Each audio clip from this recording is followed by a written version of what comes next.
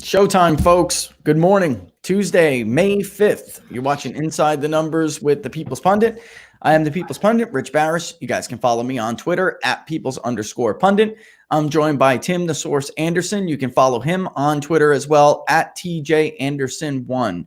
We are going to have another polling announcement. We're going to do some updated polling results for Tuesday for the president's tracking poll, and another poll, by the way, we're going to discuss that has to do with, I think it's an interesting poll. It has to do with the president and who, basically the sentiment going into this election, which is what I keep telling you guys. Early polls, general election head-to-head polls have no predictive value. But there are interesting things that you could ask people that can gauge the mood of the electorate that do matter. And that is one of those polls. So we're going to talk about that. And then we're also going to talk a lot about COVID-19 threats, folks, coronavirus threats, more than just public health threats. And we're going to do that on a new little segment we're going to call today The Pundit's Perspective when we come back from this market update. And we'll also hit and talk about the news. Tim, we had some trade data out there, but why don't I just we just got ISM non-manufacturing 41.8 41.8 okay versus 52.5 in March. That's not that bad. I mean, look, it's a ridiculously low number. I think consensus was in the mid-30s. 37.9. Yeah. So, look, most of these numbers, they're entertaining to look at because we'll never see numbers again like this in our lifetime. But they just don't mean a whole lot right now. I think the market is having a very nice morning this morning. It had a phenomenal recovery well after we went off the air yesterday, primarily in the last 90 minutes of the day.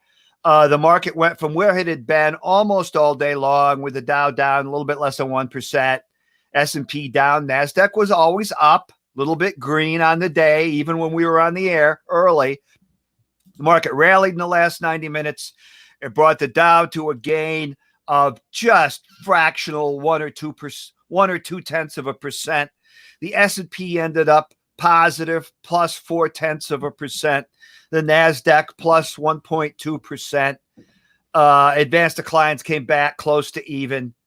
It was a very good recovery for the market. I think it was largely fueled by the rally yesterday in oil, which would be indicative of showing some signs of life in the economy. Clearly, more states are opening back up. And also this morning, oil is adding to its rally up.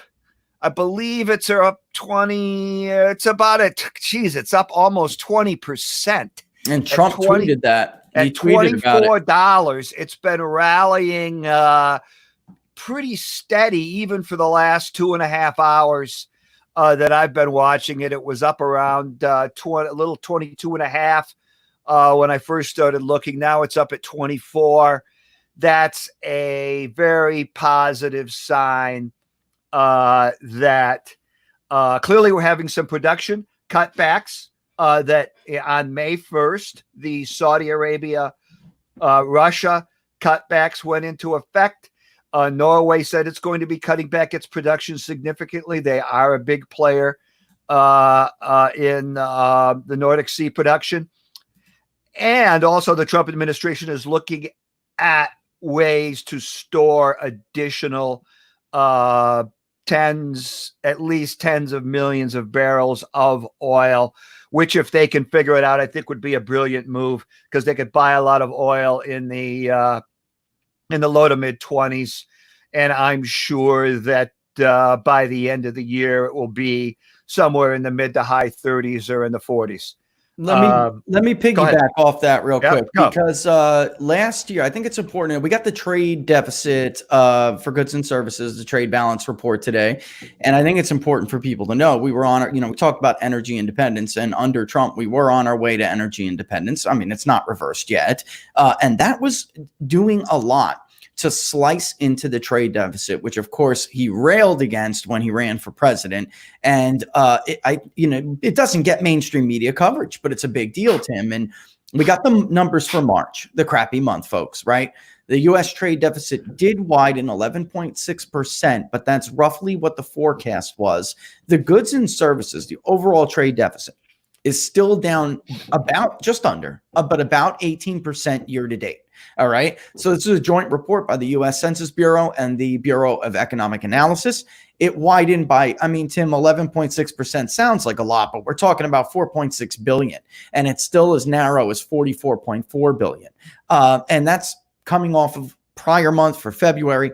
It was 39.8 billion. Again, the forecast was 44 billion. But if you look into this, right, year to date, the goods and services deficit still narrowed by 28.1 billion or 17.8% from the same period in 2019.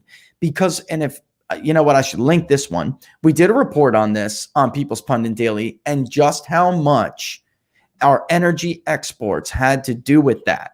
And then, of course, the politically sensitive trade in goods deficit, which does not include services. Our services surplus, what fueled that widening this month, our services surplus shrunk a little bit. Our goods deficit shrunk too, but the services, which offsets it, didn't offset it as much as it has in previous months. But looking just at China, Tim, the goods deficit still fell, even everything was going on. It still fell 4.2 billion to just about 15.5 billion. That's low for recent memory. And the surplus with the UK, it's still a surplus. It ticked down. So it looks like that's just like the general trend. People aren't really, with everything going on, people are, trade is going to be hindered by this, folks. I mean, it's just going to happen, even though there aren't particular restrictions on it. If you remember when Trump issued that travel ban, and he talked about even the ban to Europe, at first he was a little bit fuzzy on what he said, and people had a canary because they were, oh, no, not trade too, but he, later clarified that at the White House not to mean that. But we're still headed in this direction. Why does this matter? Because GDP is going to be ugly for this quarter. And if the deficit was surging and ballooned, then it would have made it worse. But GDP is hurt by trade deficits. Look, I'm not trying to argue the libertarian position here, Tim. They say it's a good thing in the end overall. I'm talking about mathematically. When GDP, when gross domestic product is calculated, trade deficits add to the amount that is sliced off of gross domestic product. So the more narrow the deficit, the less damage it does to GDP, which, we still have negative, right, trade balances, but it's still, when it's reported, because it's so much ingrained in our mind. When it's reported, they'll say, well, that added to GDP. It's not a matter of whether it added, it's how much it hurt it. And that is, or didn't, right? So I just think that, Tim, if it was going to be, I'm just glad it's not 60 something. 70 is where I'm going with this. It could have been a lot worse. It could have been. And this is from March, and it's a late report that lags. So it's not like some of these other reports that we get where it's like in the middle of the month and it only is half. It will be revised, but we don't see huge revisions to a report like this that we see with some of these other ones. Right. Not typically. Right. Right. So look, yeah. I think that most investors are looking past most of these reports. Sure, there'll be a comment about it because they'll say, wow, look at this number. Factory orders down 10% for yesterday. We haven't seen a number like that since whenever, or maybe ever, just as a gauge of how extreme the shutdown on the economy was. I think it's almost actually turning into being a positive, reflective tool on what on earth did we do? Why did we do so much damage to the economy, et cetera, et cetera, et cetera?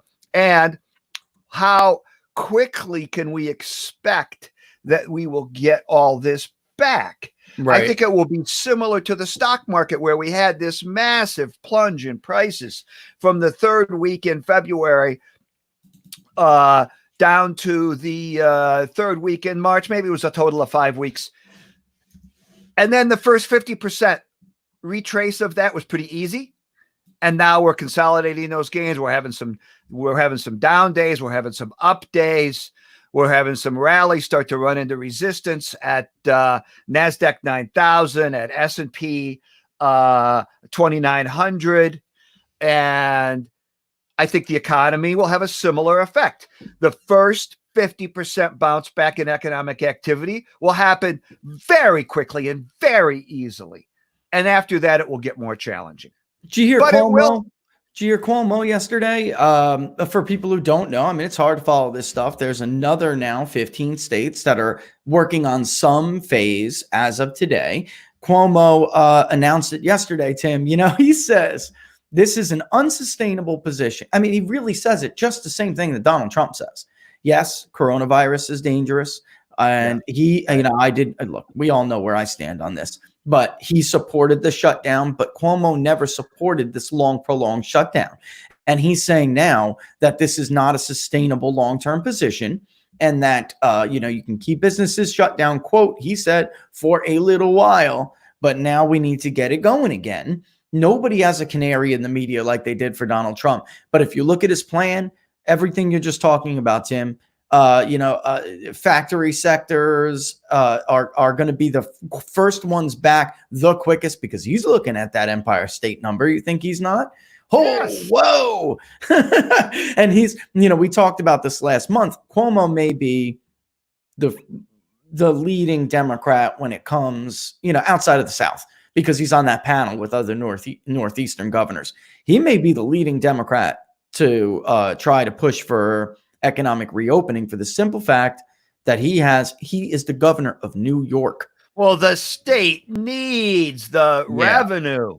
They need the economic activity because they need the tax dollars and they need just the state sales tax revenue and everything else. So you get these factories reopen, you start to burn off some of that oversupply of oil. You'd be surprised how many times you can go through. You watch these inventory numbers in June for oil inventories. They'll be dropping like a rock. Yep, they'll be plummeting. Absolutely. And, it's just demand getting back into. It's just a matter of demand. Right. We just didn't have it. And now that people like him, I'll tell you what, in Florida, it's really, there are many, many more cars on the road down here. Many more cars. It's not even, it's used to take again, the office is a couple miles away. It doesn't take me long to get here in the morning. But when there was nobody here, we were at the height of the shutdown. I mean, I was like, zing, zing, maybe I'd hit a few lights or something, but it's taking me a couple of minutes. Now I'm back to it's a welcome aggravation though. Right. I'm back to the people, get out of my way, go faster. Look, I'm from up north. I'm not from here.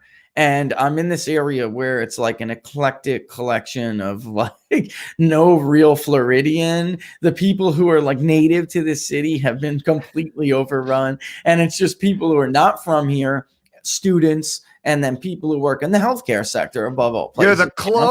You're the closest thing you could ever be to being landlocked in the state of Florida. That's absolutely correct. And I'm dying here because as people know me, I was born in New York, and I'm going to talk about this in a little bit, but I was born in New York.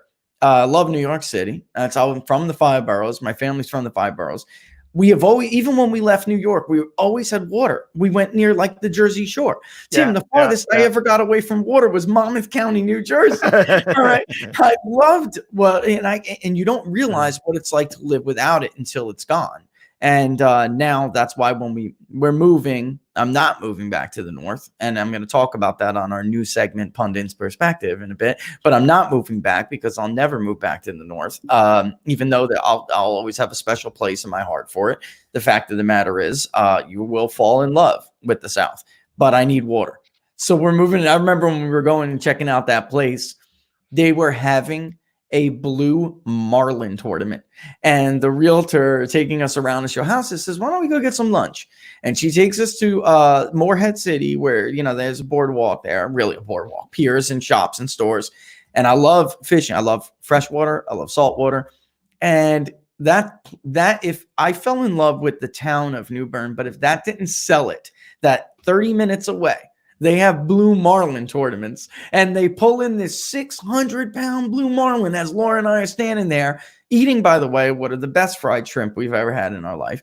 And this boat pulls up, the crowd's going wild because it's like a town event. And that's when I like, it hit me, the smell of the water, you know, and then the just being around it. I was, oh my God, how bad I missed this, how badly I missed this. And, you know, so getting back to, you know, commerce and everything, Cuomo he is in a different, unique situation. He's got that kind of commerce over there, Tim. Plus he has, the business sector in New York City. Right. He is in a totally different situation. I think at this point, he's kept this thing closed about as long as he can keep closed. Even California today, that's among some of the other states. There's even more activity up here. I mean, I'm in do you feel Jersey City, across the river from Lower Manhattan. There's more when I walk up the hill a little bit to the grocery store or to the laundry. You see a lot more cars. You see more cars on the road. Yeah. You see more people out on bicycles and stuff like that. Yeah, see, and talking to friends of mine in the city, you see more. You're starting to see a little bit more activity. Even California, Arizona, they're on the list, I think. New Jersey loosened something today a little bit too. And then a couple of, you know, states that, you know, that never really had that strict of orders, but they're going through the president's phased.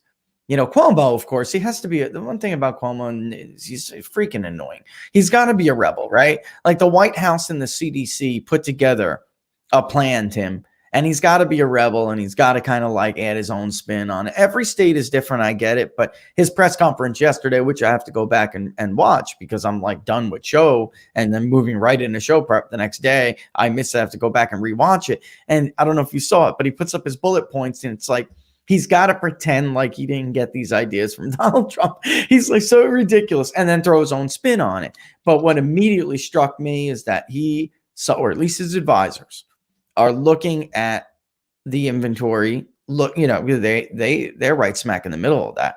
They're looking at that. They're looking at the manufacturing, the factory activity, you know, completely plummet. And they are at least saying by May 15th, these people have got to be back to work. They have to be. Otherwise, the state can't. You know, because the media is going to, at some point, when he starts to sound agree too much with Donald Trump, the media starts to get nasty with him, or at least nasty in relative terms for Cuomo. And he's like, look, this is not sustainable. Like, what planet are you living on that we could just keep this going? It's not possible, you know, but when he does it, it's okay. When Donald Trump does it, he's dangerous and he wants to kill people. You know, there's something also we're going to get into here with Cuomo, and I'm looking at your comments. I did tell, you know, I get inspired by somebody to talk about New York is another one. So is New Jersey, Tim, across the river where you are and where I am. Nursing homes, you know, some of these decisions that were made. We'll get into that, folks. I see your comments. But I do just want to, before it gets stale, we can come back. The economy always bleeds into this here. We can come back to this in a bit. But before it gets stale, Tim, I want to talk about the new numbers because we are the sponsorship. So if we don't talk about them soon, they'll be stale, right? So let's just put them up. Bang, right? So the Rasmussen Reports presidential tracking poll, which, as you can see right there, sponsored by Inside the Numbers with the People's Pundit for this week, Monday through Sunday. All right. So Trump ticked up today. He's up a little bit. He ticked up a point and his disapproval is down. What I wanted to really, and I can pull up their thing and show you, but in the end, I'm looking at that index, Tim, the approval index, the intensity index, right? When we were talking yesterday about these polls, I'm saying, like, look at Gallup, look at some of the other numbers, even Rasmussen, who's not the best for him right now, and again, totally different samples. They're showing some signs across the board of a softening. Yesterday, his negative intensity index was 9. It's only 7 today, which is basically the difference between how many people strongly approve and how many people strongly disapprove. There's so many people out there. Everybody knows Donald Trump. Everyone has an opinion about Donald Trump. And when you poll him, there's only this tiny little slice that's really persuadable. So I'm always looking at that, because here was yesterday. All right. And let me get rid of this. Here was yesterday. Let's remove that banner. This was yesterday's index, Tim. All right. That's the -9. And I said, well, we'll see if that red starts to come down a little bit, if that green continues to come up. And then here's today. Look at the difference. Yesterday, you can see that the red is those who strongly disapprove. The green are those who strongly approve. And green ticked up a little bit. Red ticked down a little bit. That's what I'm watching, Tim. Because those are the people, and Rasmussen doesn't really offer, and that's another thing people don't talk about when they talk about the difference. In Gallup, you still have an unsure, undecided option. In Rasmussen, you have to pick, really. I mean, they nudge people to make a decision. So that's why that index is the gauge that we have left. Instead of having who's unsure, who's undecided, that's the only way for us to gauge that persuadable number. So yesterday it was 9. This morning it's 7, but it's headed in his direction. So those are really the difference. That number would be about the same as if you looked at Gallup. It's remarkable how you can overlay them, and that's Gallup's undecided number. Around 7. 5 to 9 kind of thing. And that's interesting. If that keeps going in his direction, that would be really good news for the president. It would be good news. What's your thoughts on that before we move on to the other poll that came with the tracking poll today? I just think that to a large extent, even though Biden is the presumptive nominee, for all practical purposes, he is the nominee, that Trump is still running against somewhat of a generic candidate, in that other than the Tara Reade story, which has gotten maybe 25% of the publicity that it should. Yeah. Biden's just, he's not even there. It's like running against a generic Democrat who has no negatives. Okay. Now you and I know what Biden's negatives are, but they haven't been promoted by the Trump campaign or any of the pro-Trump PACs yet. And he hasn't started on Biden yet. And the negatives are massive. So I know that some of the started in. And he hasn't even gotten started. At least Hillary Clinton, when she was Secretary of State, that was the only time she was popular, really. And they were through the moon. They were in the 60s, her favorability rating in Gallup. Biden is not. And of course, the reason a generic Republican was always ahead of Barack Obama in 2012. Why? Because a generic candidate has no negatives. That's why a generic Democrat was polling a little bit better than Trump when there were 12 to 15 Democrats or 20 Democrats running, because that generic person has no negatives yet. But now we know who the candidate is. And once the campaign really starts, I just think you're going to have a very significant movement in the polls.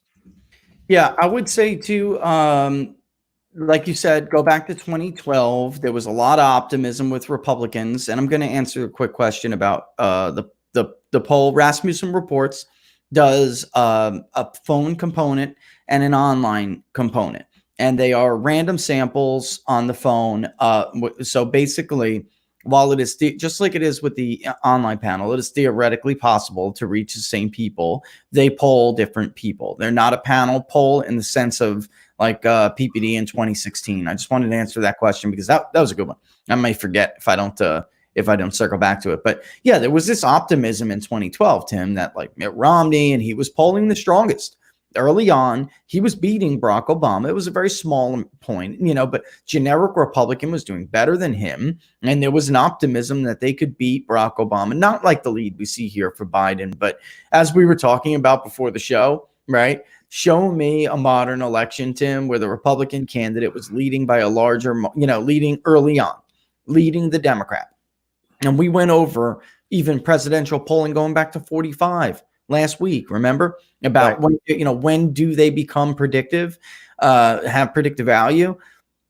It's almost always lopsided. In modern times, that has absolutely been the case. And then later on, we'll get. I think George W. Bush was the first one to enjoy a lead that he really didn't have, or the last one. I mean, in modern polling times, he was like the last one. That goes for presidential races, Senate races, for at least in generally speaking. 2014, Tom Cotton, Tim, was not leading his Democratic challenger. He wound up clobbering him. In 2014, Cory Gardner only took a lead much later. And, if you looked at the Real Clear Politics average, a Quinnipiac poll had him up by, I think, 6 or 8, some outsized number, which offset some of the other polls showing that Mark Udall was still going to hold on to that seat. And I can just keep going. Kay Hagan was leading in the RCP average against Tom Tillis in 2014. Tom Tillis led in like a single poll that was conducted a day before, and it was widely dismissed as a Republican poll, and they turned out to be pretty darn close. And that was the one call in 2014 that is when we've only ever adjusted our model one time, and it was after 2014. We basically devalued the impact that public polls have on the model, because the model said Tom Tillis was going to win that race. The polling did not. And when you put the hybrid together, it threw us off. My son was came to the office that day, the very last day before I had to say that whether or not, what the rating was. And I was seriously, Tim, I'm not going to lie to you. I was this close to overruling it, because I knew Tillis was going to win. And my son, he was looking at the sheet of historical data, and he's looking at North Carolina, and he's like, Dad, this voted for Barack Obama. That's one time it went for a Democrat. He said, then it went for Mitt Romney. The Democrat's going to lose this race. He was 8, or something. It was just a trend when you look at it on paper, and you look at by how many points and then how close the race really looks in polling. It was like a 6 or 8-year-old could figure this out, Tim. But I gave it what the hybrid said, and we rated it leans Democrat, and that was wrong. And I knew it was wrong. I did. And so that's why we devalued it after that. The one real intriguing race we didn't get a chance to talk about this early this morning before we went on. I've been thinking about this a little bit more and more. And I know that all the real political professionals feel that Cory Gardner is almost dead man walking in Colorado. The state's just gone so far Democrat.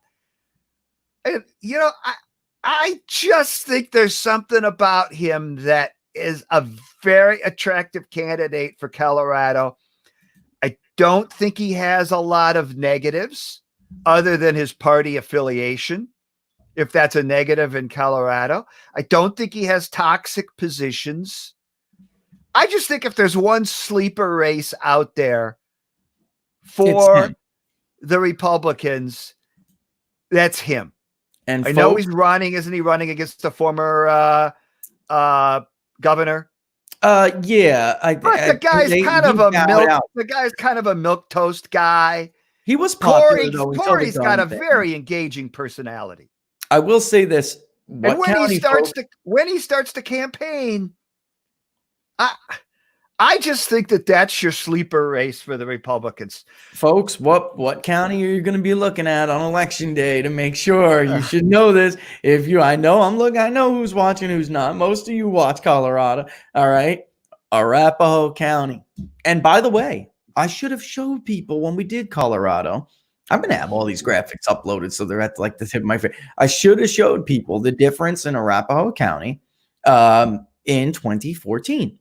And Cory Gardner's margin, there were a lot of people after he won that race who said, well, it's because it was a midterm electorate. Had he, had Barack Obama's electorate, he would have lost.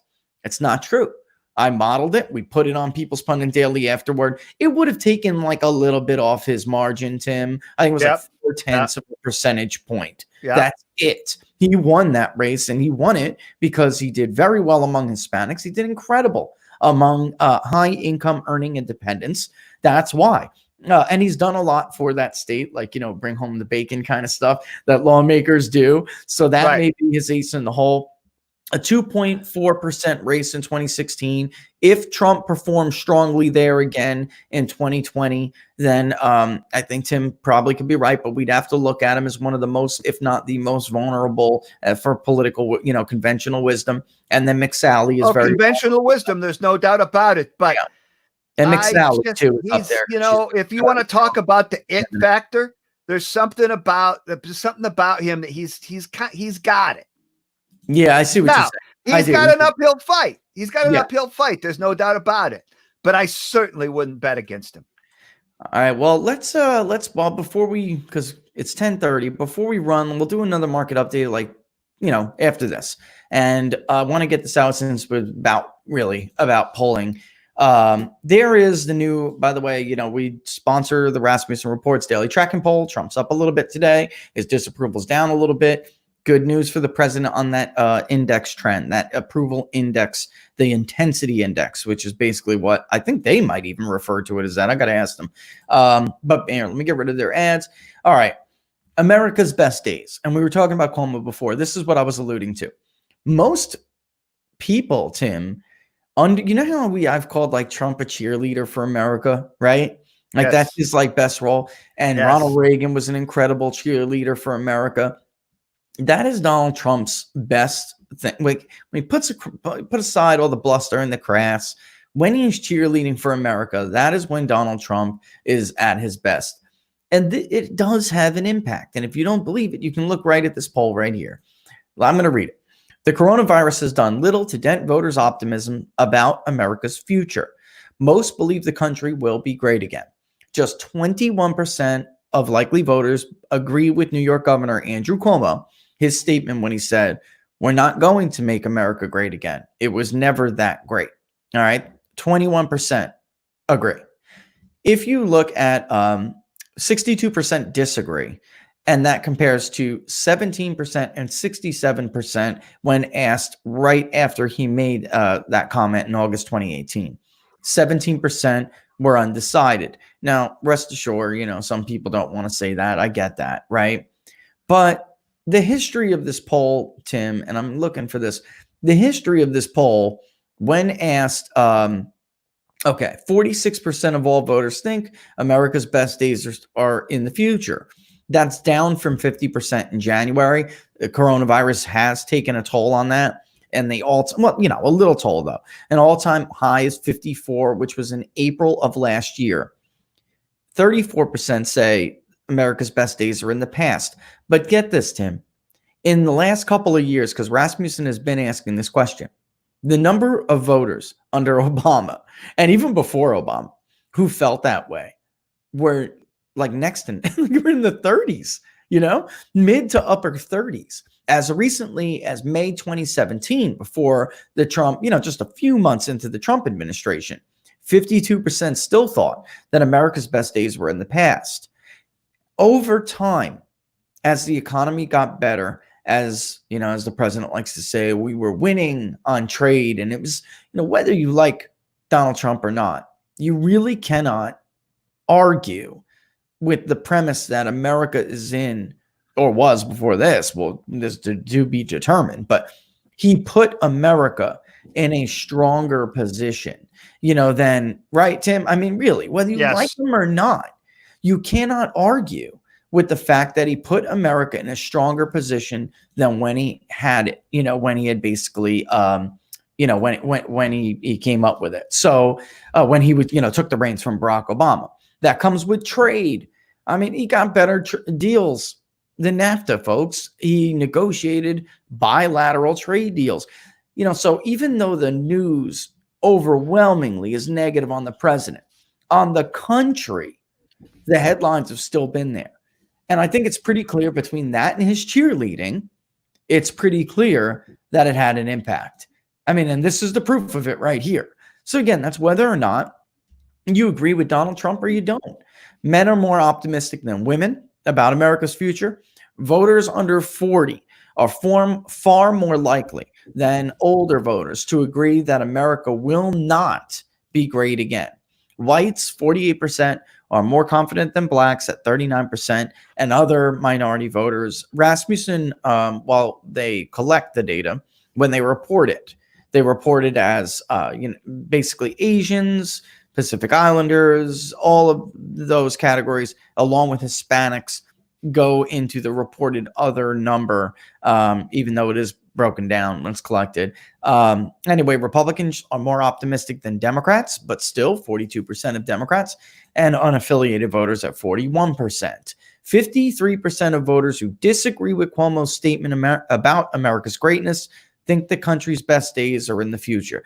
You know what I think too this says, Tim? Some people just don't want to hear their leaders, because look at the number of Democrats in that statement, even though it's, the number of Democrats is like significant compared to other issues, which are squarely along party lines. Even in the Consumer Sentiment Index by the University of Michigan, Democrats report their consumer sentiment along party lines. It's like ridiculous. We've never seen these kind of gaps as we have with that index as we have under the Trump administration.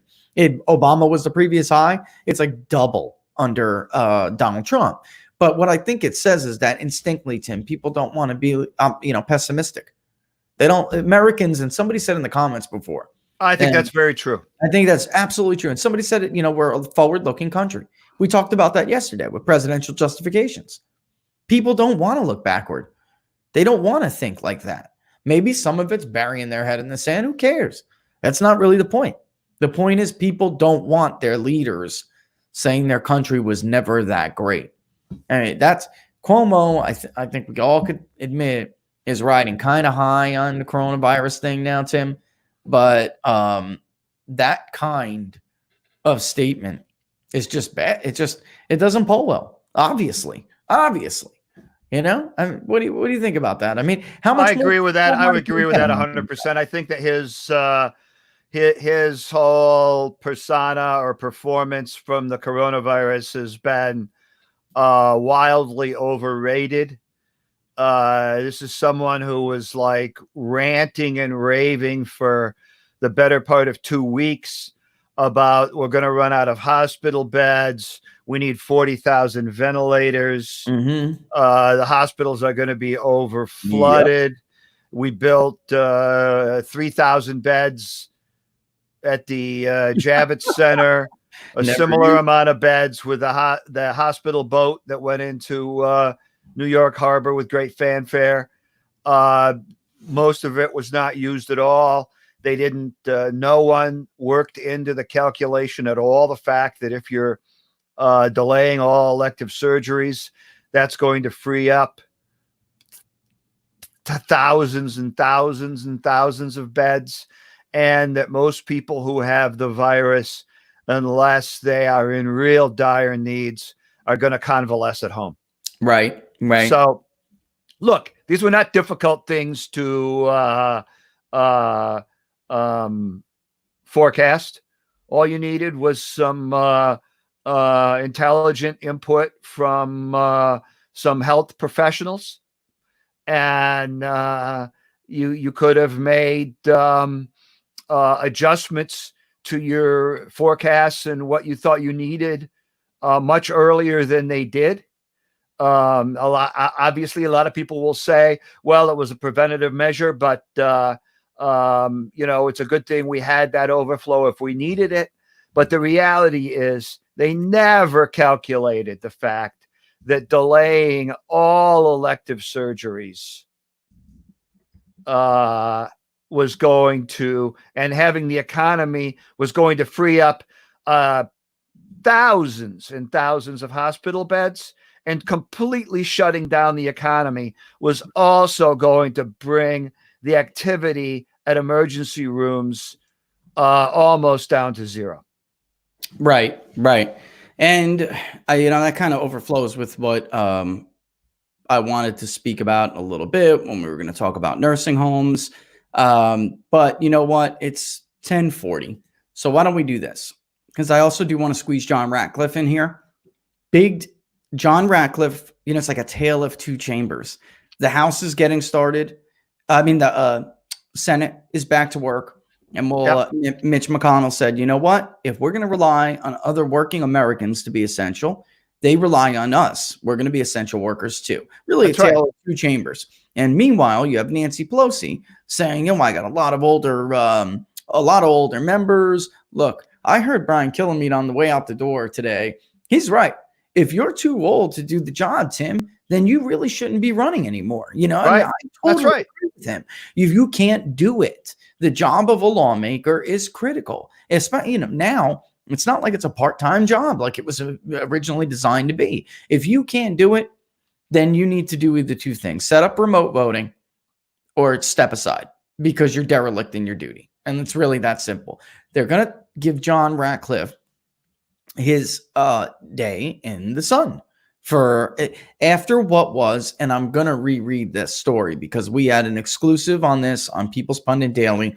We'll tell you exactly what happened with John Ratcliffe last time. Now Trump's getting him anyway, but they did. They sank his initial intended nomination, and we're going to read and tell you exactly what. So I want to squeeze that in. So before we get into Ratcliffe and then coronavirus data, because which will be prefaced by the new segment. Then let's do the market update. What's it looking like out there? And I'll be back in 2 seconds. Well, stocks are certainly holding where they were in the first half hour of the day. The Dow is up 1.4%. The S&P up 1.5%. That's a 335-point gain for the Dow Jones. It's back over that 24,000 barrier at just less than 24,100. The S&P is at 2880, almost up to the 2,900 level. It got above the 2,900 level a little bit last week toward one of the last few days of the month of April. And the NASDAQ, which led the charge yesterday, is up 1.6% today at 8850. It did close above 8,900 a couple of days late last week toward the end of April. This is a little bit of a faster recovery off this 2.5 to 3 day pullback than I thought we might have had this week. But I think that the rally in oil is helping tremendously.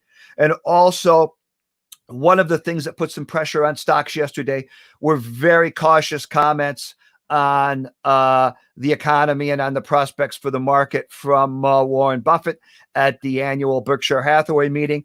I think a lot of investors are brushing off comments from Buffett to the extent that they wouldn't have 5 to 10 years ago.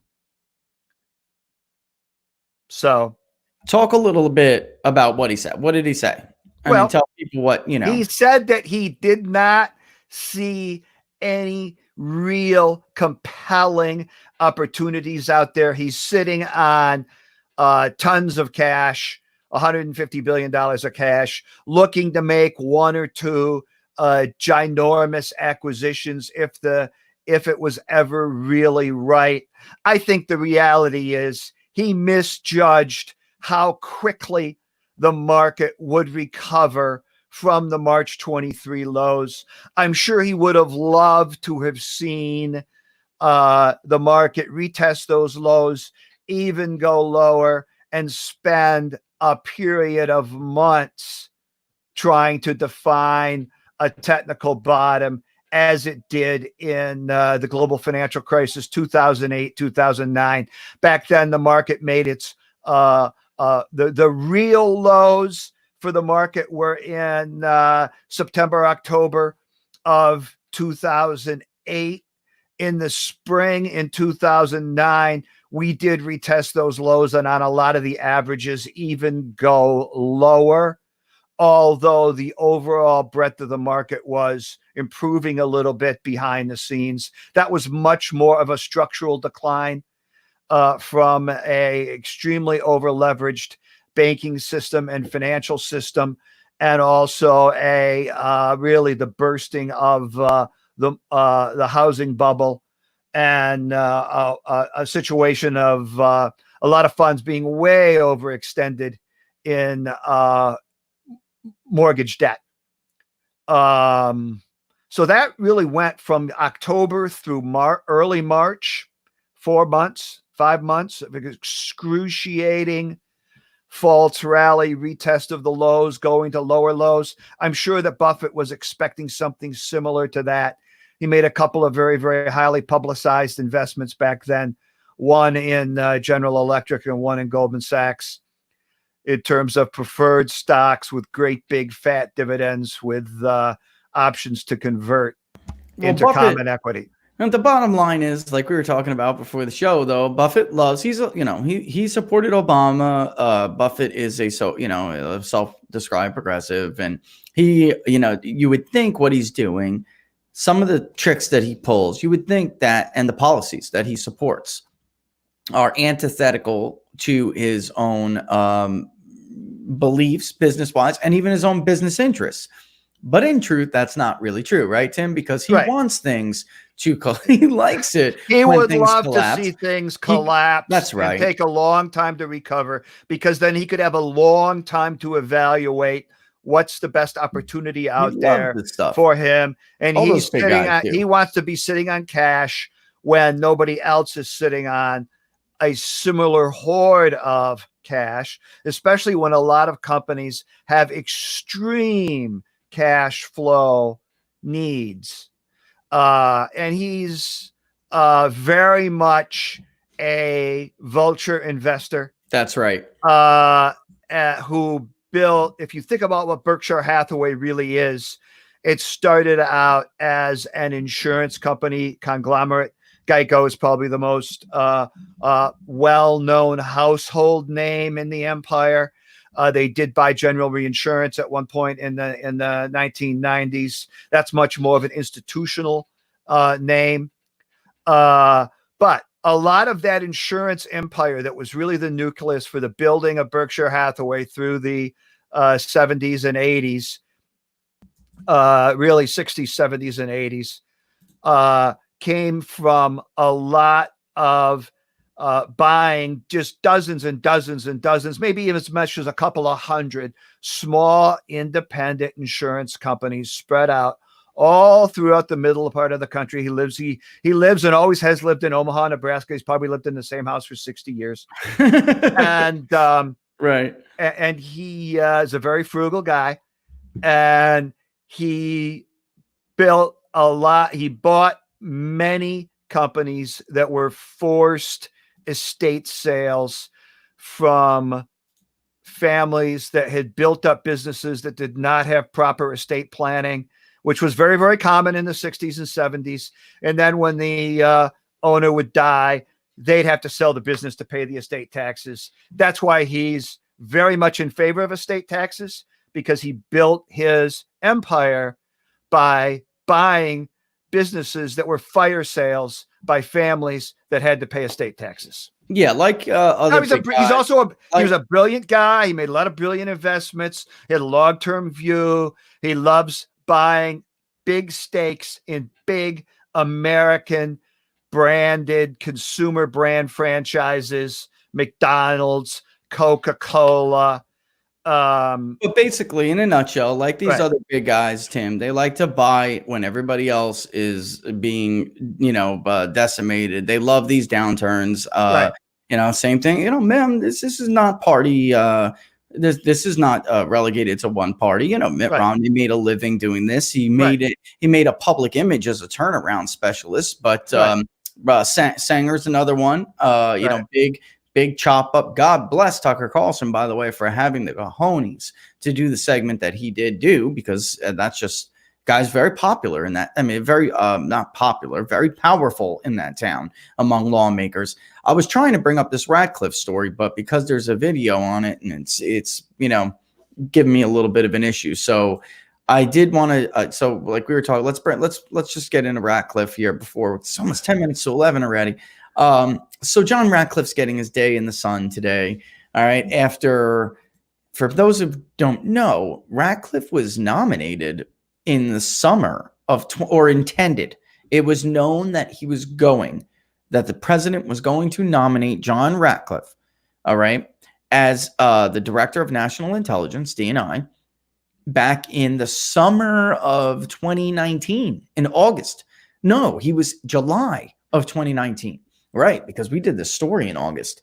So he is a congressman from Texas, and he ended up withdrawing his name. Former federal prosecutor. Yes, right? yes. Yeah. And very smart guy. Some very smart guy. But that was actually some of the criticism, that he didn't have the experience, But that's not what happened here. Okay. Right. Dan Coates was the director, by the way. Dan Coates, a former senator from Indiana, very popular among both parties.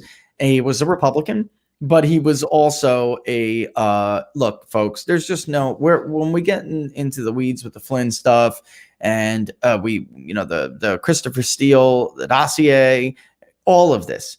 There were people trying to protect these agencies, not just the agencies, but the system, how the system works when it's not working according to the own rules that they put in place.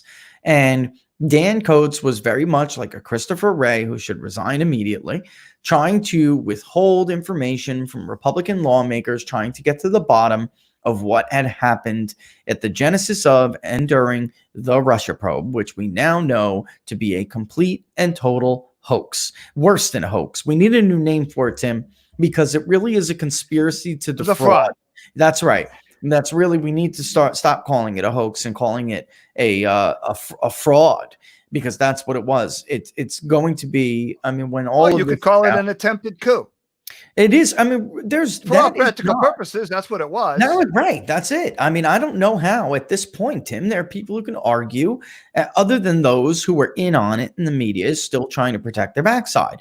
The last thing they needed, and remember where this whistleblower complaint initially went to the Inspector General for the intelligence community. All right. That wound up sparking the impeachment against Donald Trump. With somebody like a John Ratcliffe as the head of the DNI, things like this would be a lot harder to get through. Okay. Covering up what happened would be impossible. All right. He ended up withdrawing his nomination. And he said in his statement at the time, "While I am and will remain very grateful to the president for his intention to nominate me as director of national intelligence, I am withdrawing from consideration." At the time, he was the ranking member of the House Subcommittee on Crime, Terrorism, and Homeland Security. And the major public argument from critics on both the right and the left was that he didn't have the experience to run the office of the Director of National Intelligence, the ODNI. Senate Minority Leader Chuck Schumer said it would be, quote, "a big mistake to confirm him to, quote, a position that requires intelligence expertise and non-partisanship." What they mean, what the bipartisan coalition in DC means by nonpartisan, is that somebody that will not upset the order, that is a bipartisan, uniparty kind of order that allows corrupt intelligence officials to try to wage a coup on a then candidate and then duly elected president of the United States. That is what they mean when they say nonpartisan now. That is sad, but it's true. At the time, Trump said on Friday at the White House that he thought Representative Ratcliffe was, quote, was being treated very unfairly.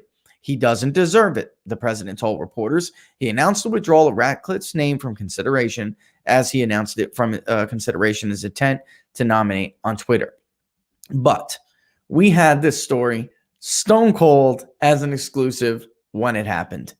What really happened is that Senate Majority Leader Mitch McConnell and two other Republican senators, speaking of the devil, Tim, all right, sank the nomination before there was even a formal consideration. It really wasn't McConnell behind it, but McConnell did not have the political courage, I think is the best way to put it, to step forward and fight for the president's nominee, or intended nominee. All right. If you remember how Ratcliffe dealt with the impeachment debacle in the House, he was one of the most effective defenders of the president during the hearings that were public. The ones that were private, he was one of the best questioners to get to the bottom of some of this stuff. And in fact, the problem with the IG, Tim, and now he's fired, Trump removed him, Atkinson. The problem with Michael Atkinson was that he had told lawmakers under oath certain things that, because Schiff was completely in charge of what to release and what not to release.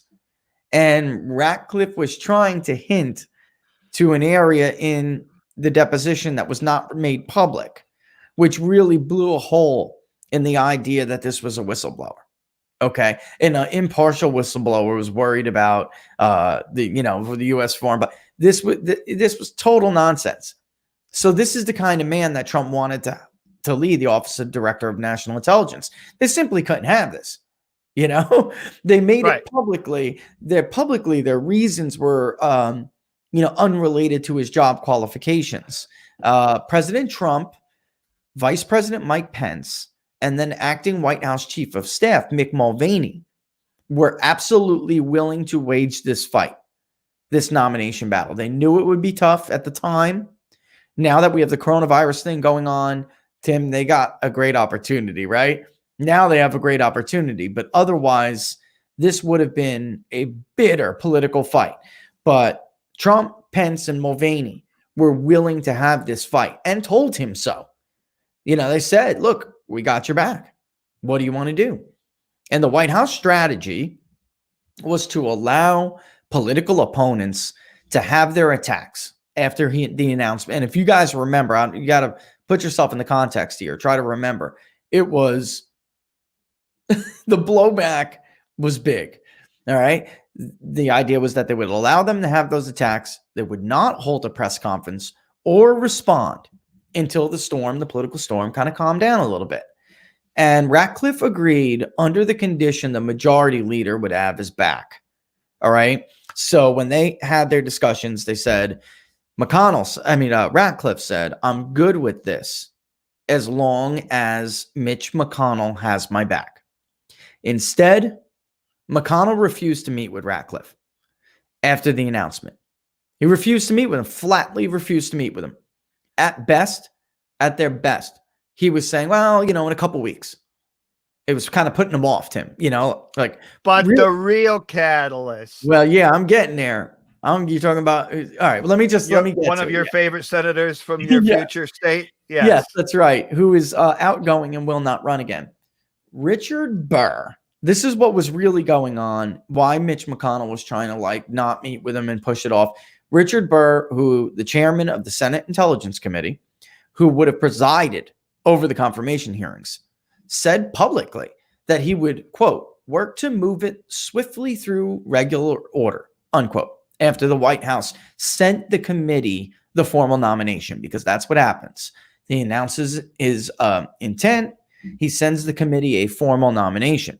He said, after the White House does that, I will work to move it swiftly through regular order. That's bullcrap.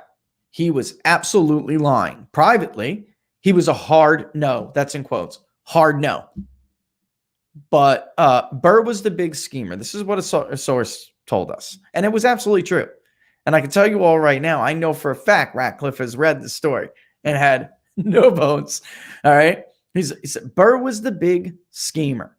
All right. And by the way, importantly to note, Burr wanted, the scheme was to sabotage Ratcliffe because Burr and company, which is Burr and Warner, all right, they wanted to force President Trump to nominate OD&I Principal Deputy Director Sue Gordon, who by federal law was next in line to take over as acting DNI if the president didn't make a decision, make a move to replace Coates, right? In the end, we all know who's there now, Tim. Rich Grinnell, right? So he made that move, but they were trying to force the president to put Sue Gordon in that position. That was the first time. Senator Warner, Democrat Virginia, he's the ranking member of the Senate Intelligence Committee. He tweeted, the president should take this opportunity to nominate a DNI in the mold of Dan Coates. Right. Give me a break. Give me a break. An intelligence insider. He, quote, Burr, has more in common with Warner than he does with Trump on this, and they want a more intelligence community-friendly nominee. That's straight out of one of the sources. Someone more like Coates. Someone more like Dan Coates. And then Mark Warner goes on Twitter and almost regurgitates verbatim what sources were telling us. Okay. Mr. Coates served on the Senate Intelligence Committee from 2015 to 2016. His nomination was approved by a vote on the committee 13-2 on March 9, 2012. After the U.S. Senate voted 85-12 to confirm him on March 15th, the committee undertook what media in D.C. framed as the serious investigation into Russian interference. Now, we know that Richard Burr's committee, and he had said himself, did not find any evidence of Russia collusion, nor any evidence that that the Russians were intentionally trying to only help Donald Trump. The official position of the DOJ is not that. It's that the Russians were trying to sow discord. Sometimes they helped Trump, sometimes they helped Bernie, sometimes they did this, sometimes they did that. They were trying to sow discord. Burr basically drew the same conclusion until he had his recent insider trading debacle, and there's been a lot of problems with him in the White House. He broke a promise to Don Jr. Don Jr. told that committee, I will voluntarily come there and sit for as long as you want me to sit, and I will answer any question you want me to answer, but I'm only doing it once. Burr went back on his word because he doesn't have one. He's not good for. I mean, folks, when I tell you, and I will take swings at anybody. I don't care what letters after their name. If they are a bad actor, they are a bad actor. Richard Burr is the epitome of DC swamp. The epitome of it. He lied and broke his word to Donald Trump Jr., who did keep his word. He went there, and Tim, I think in total it was something like 16 hours he sat and answered questions. I think it was like 16 hours. And then every time there was a hiccup where the White House conflicted with Burr on something, Burr would pull some scheme. Like, I think I got a few more questions for Don Jr. I mean, it's just a straight dirtbag. Right. Straight up dirtbag. Can't believe a thing he says. Look, a man who's not worth his word, Tim, isn't worth anything. Nothing, So anyway, let me just get into this. The comparison aimed to downplay findings from the more skeptical House Intelligence Committee, which was then led by Devin Nunes, which was completely correct and has been completely vindicated against the so-called serious investigation. If you remember, Tim, James Wolfe was the longtime director of security for the Senate Intelligence Committee, right, which was conducting the so-called serious investigation. He pled guilty in October 2018, right, to making false statements to federal agents. His crimes were worse. He got off with a slap on the wrist. Right. All right. He got off with a slap on the wrist. Anyway, to skip over some of that, you guys can all read that. I'll put that up there. But in the end, this was about getting somebody who was friendly to the whole Russia scheme and this whole, like Tim said, this whole one coup attempt after another. And Richard Burr was publicly, at least, in support of moving this through regular order. Privately, he's telling McConnell, don't even bother. Warner and I are never going to let this thing go through. This thing will fail. And McConnell put it off. Instead of doing what the Senate Majority Leader can do, which is grabbing him by his ear and twisting it, and basically, honestly, Tim, at this point, I said back then, because if you really read, you guys got to read the story. If you read the story, you're going to want him removed from the committee, as you would want his chair stripped if you would read the story. I'm telling you right now. That was Right. before the insider trading crap. Now I don't even know what he's still doing there. And McConnell has not removed this man from the committee chairmanship. It's just, to me, Tim, it's inexcusable. It's inexcusable. He was a bad actor. It was clear back then he was a bad actor. And if it wasn't, it is now, right?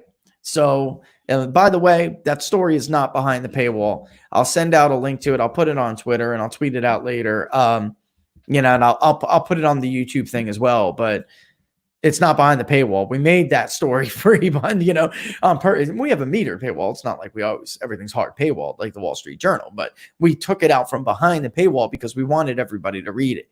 It's nothing like gets under my craw, man.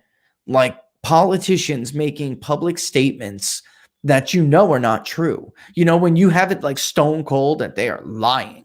Nothing. I know I'm like a little bit of an idealist like that.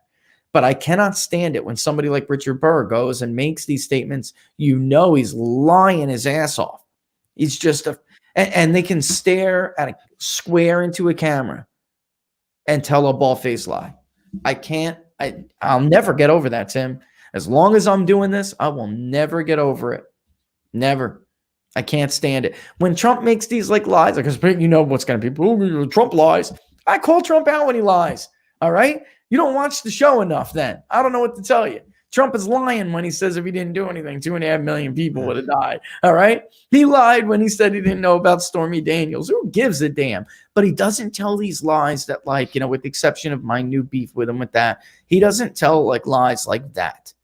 And if he gives somebody his word, I haven't heard Donald Trump screw over somebody like Paul Ryan screwed him over. Sign the omnibus bill and we'll give you a vote on the wall. Right? I've never heard Donald Trump do that. I've never heard Donald Trump renege on a deal like Donald Trump Jr. made with Richard Burr, like Richard Burr reneged on it.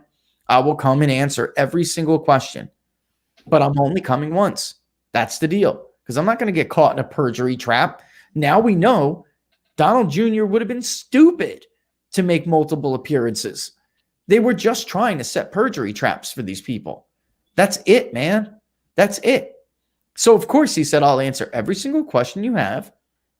I will sit there for as long as it takes, but I'm only going to sit there one time. And now we know why, Tim. Right. Did you hear KT McFarland? Yes. On Tucker last night? Yeah, she was great. They did the same thing to her. I've heard her talk about her experience with the FBI right around the same time as the Flynn incident before. And I believe that she did have a very significant appointment in the national security team.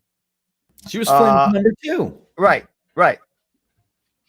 They went after her. She said yesterday, by the way, like I said, I'm not going to get in the business of hawking books over here, but I'm buying KT McFarland's book. If that's what she was doing on Tucker, I'm definitely going to buy that book. KT McFarland, by the way, for those who are about to study foreign policy, very smart woman, extremely smart woman when it comes to foreign policy. And we talked about yesterday, there's nobody in the DC foreign policy establishment who are realists.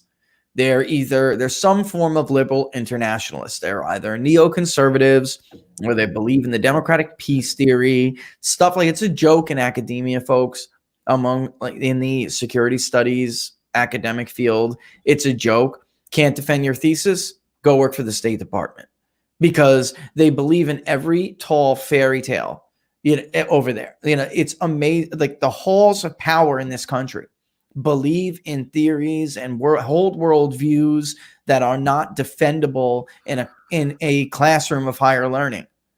And it's a joke. What's the matter, Rich? Can't defend your thesis? I'm having a hard time on my thesis. Can you give me a few pointers? Don't worry. If you fail, you can always go work for the State Department. That is a running joke. And KT McFarland is one of the rare people who do not hold fairy tale views. So was Flynn, by the way. Donald Trump may be the one and only president. Even even Reagan did hold some views that were outside of the bounds of traditional realism. Donald Trump is probably the first and really only president. Reagan was more of a realist. He was never a neocon, like neocons, tried to claim. He was never a neocon, but he did believe in and so did what was her name? Oh, I'm forgetting her name now. She was top in his administration. Fitzpatrick, I think. ABCs, anything but communism. That would espouse the idea of the democratic peace theory, that if we're all Western democracies war less with each other, therefore the world will be a safer place and there will be less war.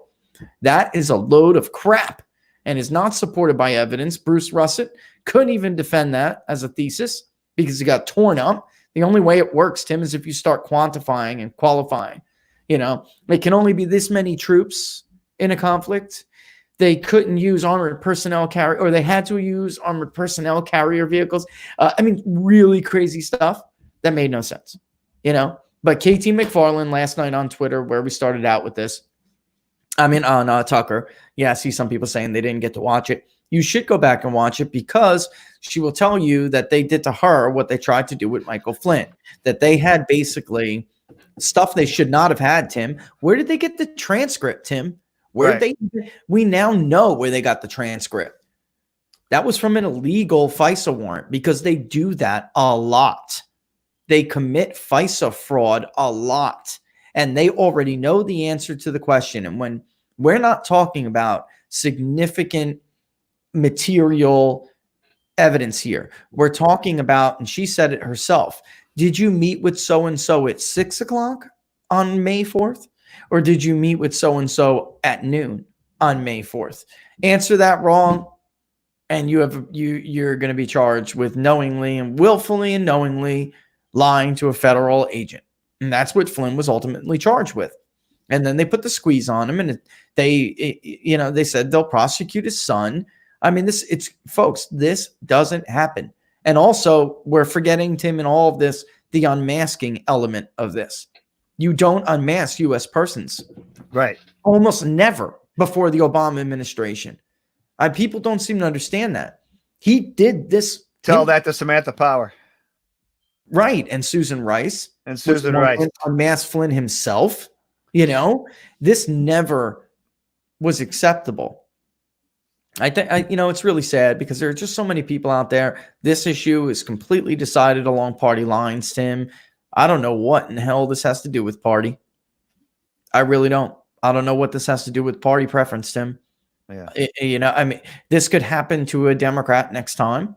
Maybe not, but probably not, because they're really the ones that are in bed with each other. But now, as we can see, somebody like a Richard Burr, someone like a Dan Coates, they're perfect examples that this is not, while it is worse clearly with one party, at least there's like half of a party in one of the major parties that's willing to stand up to them, led by people like Devin Nunes.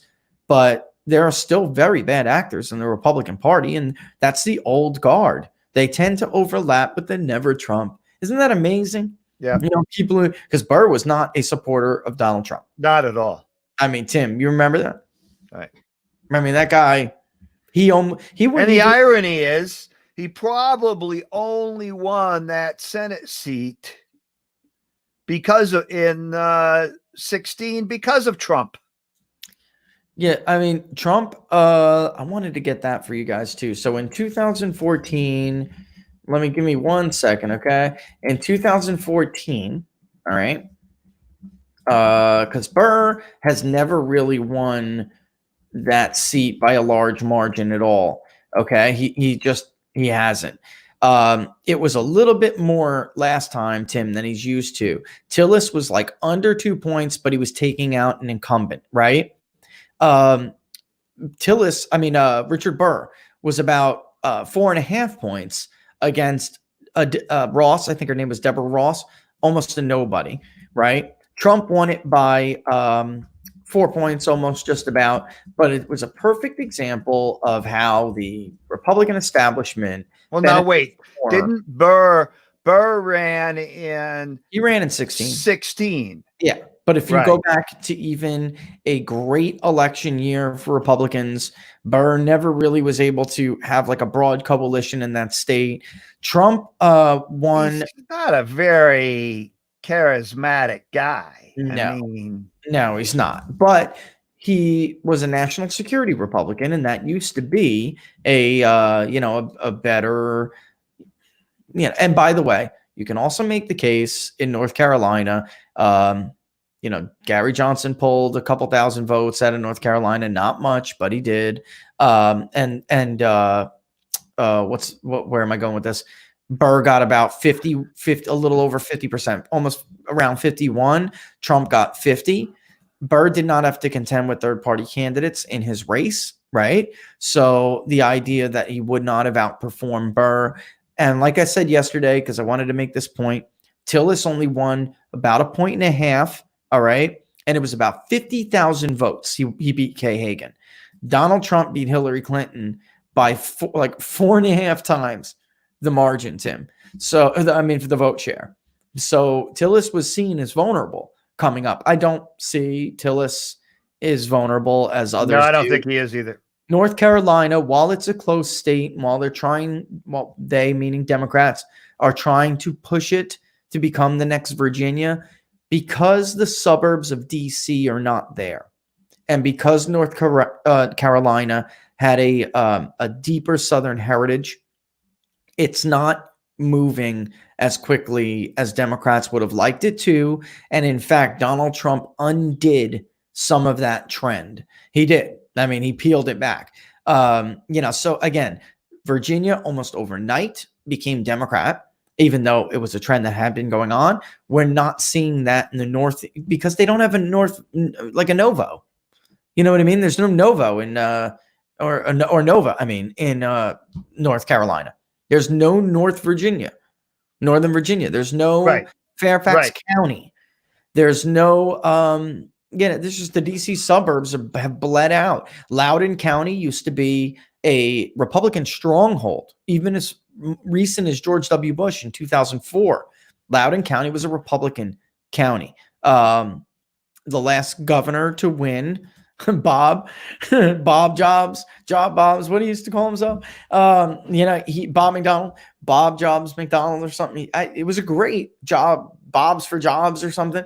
It was a brilliant campaign, and he clobbered his Democratic opponent in 2009. That was basically the last time a Republican ever won statewide, even though Ed Gillespie would have won if they weren't filling in ballots in Fairfax, right? Right, Bob Beckel, right? You lost. Bob Beckel said that on national television in 2014. Bob for Jobs. Somebody said, yep. Bob Beckel in 2014, the election coverage night on Fox News, Tim, Bob Beckel flatly blurted out that Mark Warner would ultimately hold on by a few thousand votes because the people in the Democrats in Fairfax County would fill in absentee ballots. Bob Beckel would know. Yeah, he would know because, of course, that's where Bob Beckel's roots come from. So he would know that. He would know how they roll in Fairfax County. But there is no Fairfax County in North Virginia.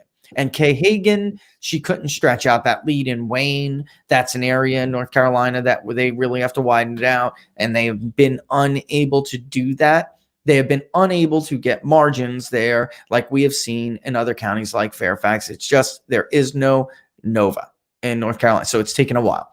Anyway, we did the North Carolina voter analysis.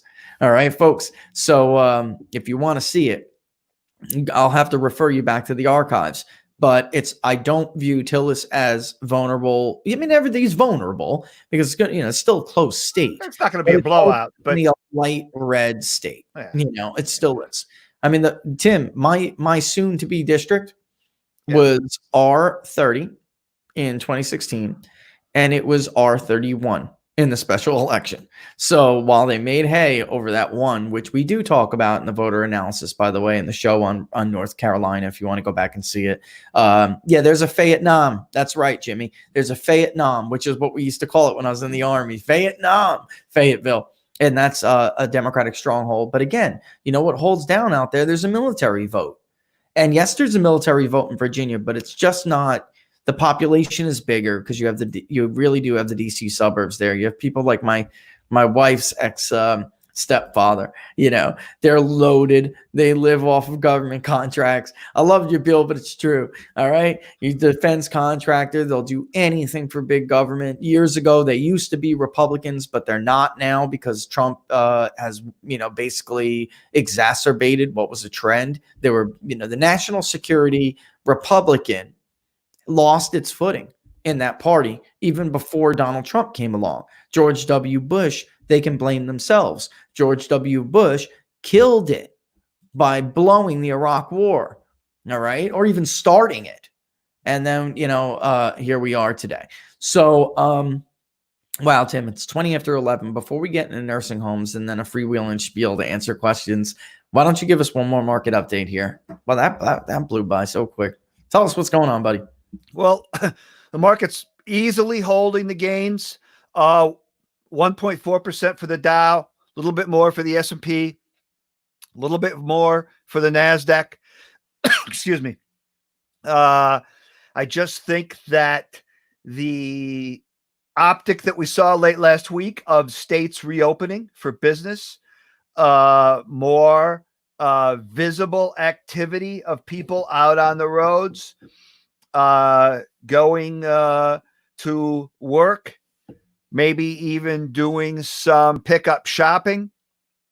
You can see that the momentum is starting to build toward reopening the economy, despite the big issues that the airlines have, despite the big issues that the cruise ships have, and some of the horribly mismanaged retailers like J.Crew that are finally just coming to light and not being able to survive in a real serious cash crunch, having been shut for close to 6 weeks.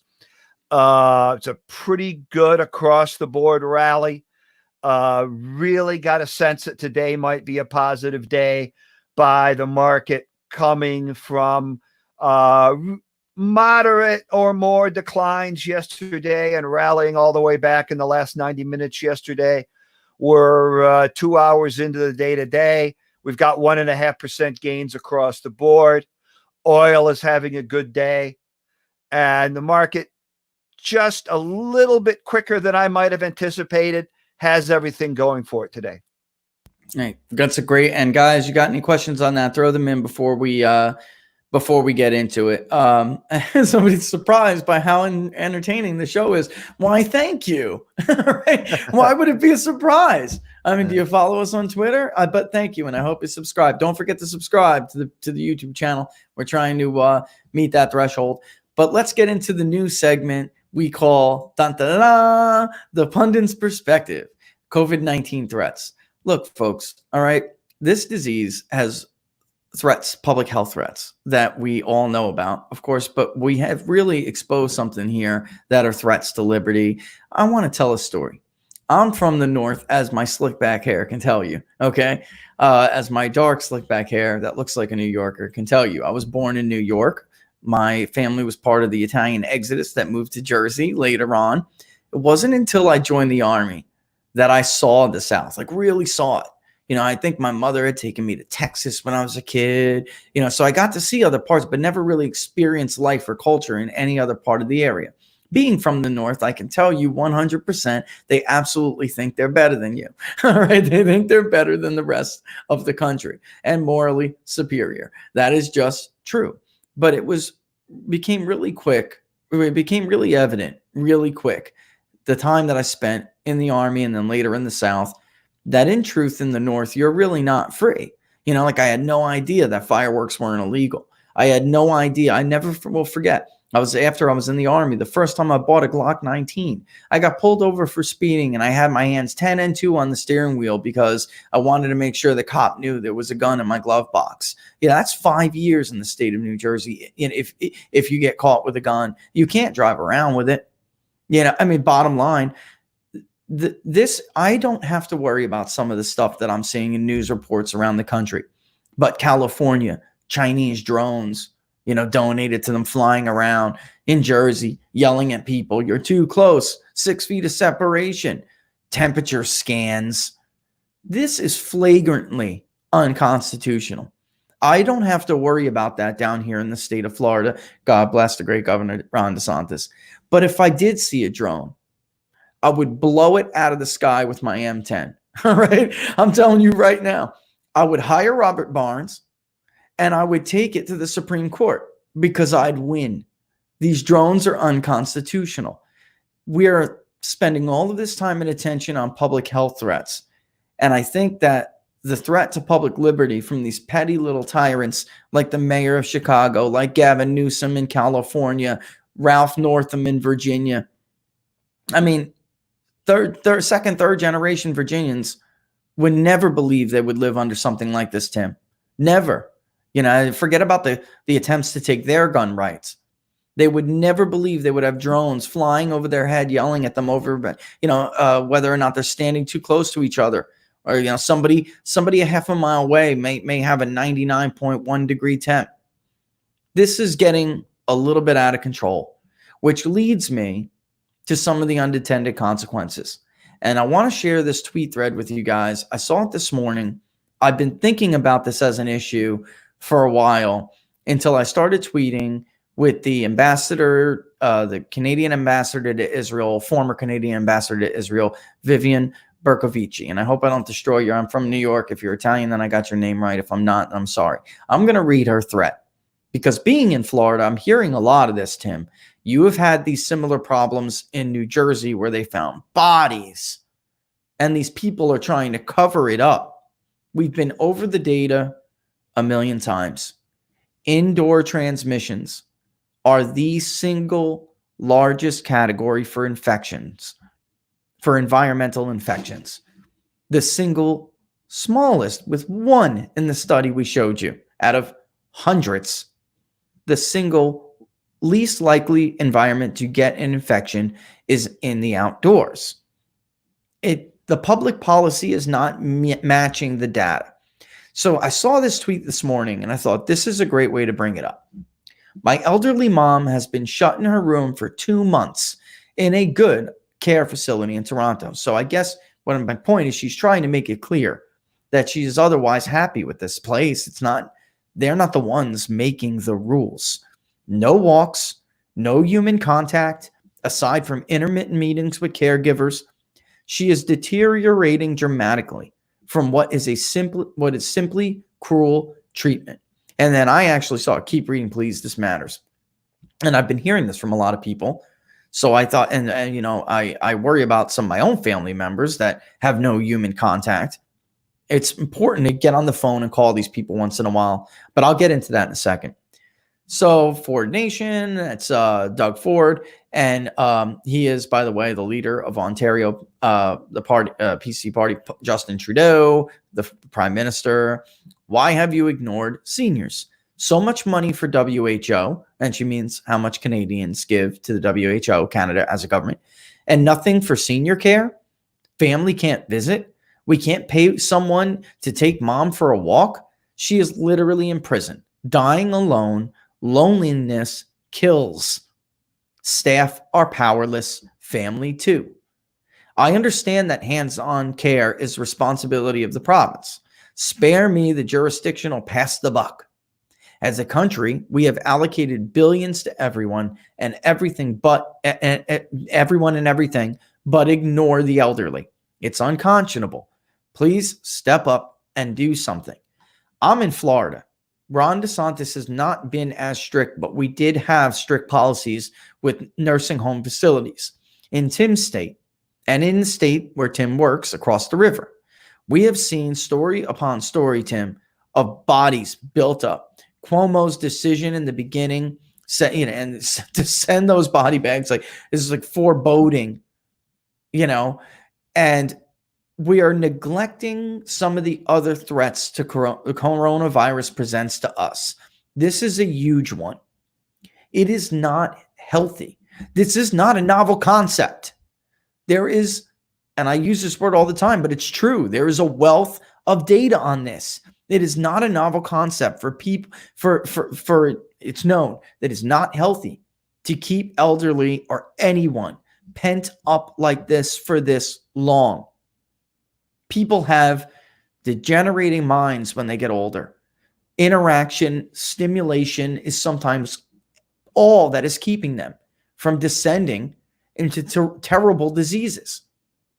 And nobody is talking about this, except for maybe the headline that I keep, that I'm referring to, the passerby headline, Tim, and then you have some of these nursing homes, most of them down here anyway, they understand this. This is critical for these people to get out and get some air, get interaction. It's critical.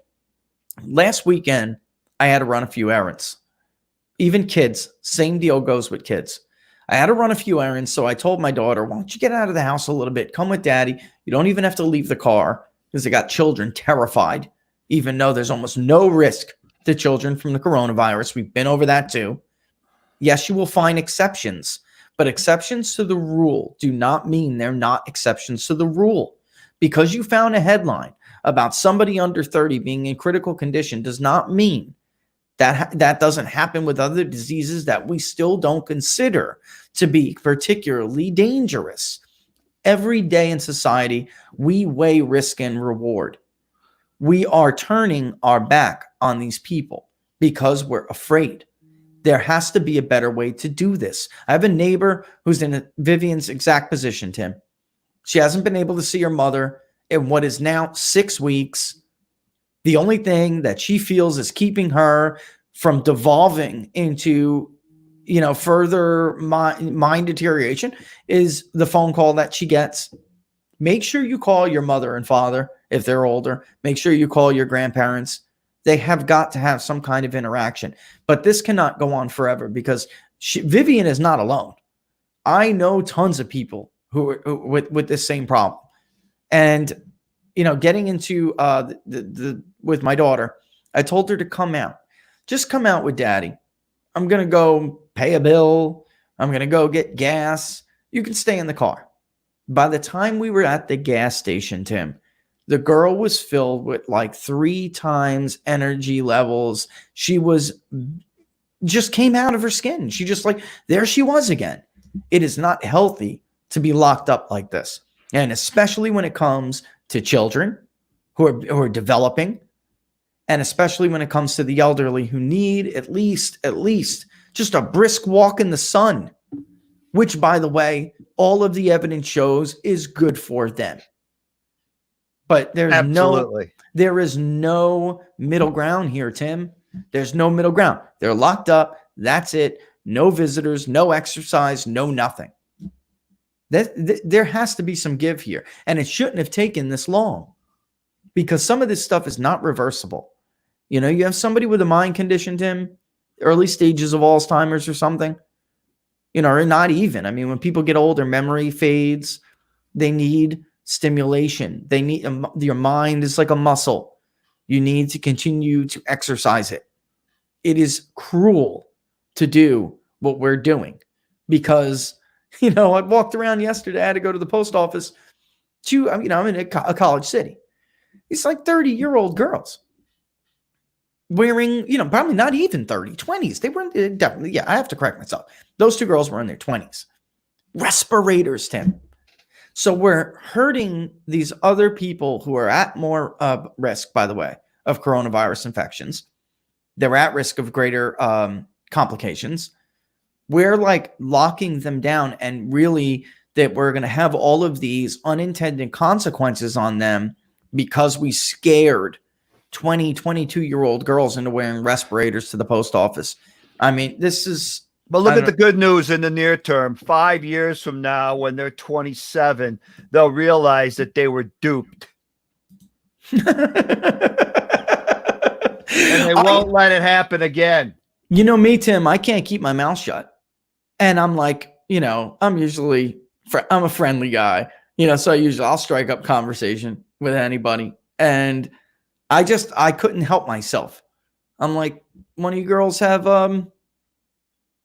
severe diabetes? You're certainly not overweight. You're not obese. You ever have chronic respiratory disease? And they're looking at me and then the one started to realize where I was going with this, and the one was like, I get you are not at a high risk Still with this category, I'll have to go and check the numbers today just to make sure nothing changed. But the last time we looked, the flu, I know, oh God, you can't, it's cardinal sin to compare burden estimates. The flu was about 78 times more deadly to that age group by the last time I looked. And it could have changed by now. And then in response, another thing I want to bring up in this little segment here is fear porn headlines are not a credible response to an argument about burden estimates. Because some journalists, right, Tim, the job of the media is to go out and find those exceptions to the rule. They sensationalize everything. So that's like their job, to go find the exceptions. Well, I found a group that some study was on in whatever state, Georgia, I think it was one I saw on Twitter, and 40% of under 60 that were hospitalized were, younger people. They're just looking for all this stuff. The burden, by the way, burden estimates are official totals. All right. And they will change multiple times. All right. Burden estimates, if you ever look at a normal flu season, the burden estimates are what they are there, and they are a true estimate. And then later on, the CDC, it is not uncommon, 2, 3, 4 times will revise those numbers when especially, Tim, 3 years later, they'll get actual death certificate data, and they'll start to really, look down into it, look deeper to see what was the true cause of death. And nobody has ever classified deaths as liberally for a disease like we're seeing with the coronavirus.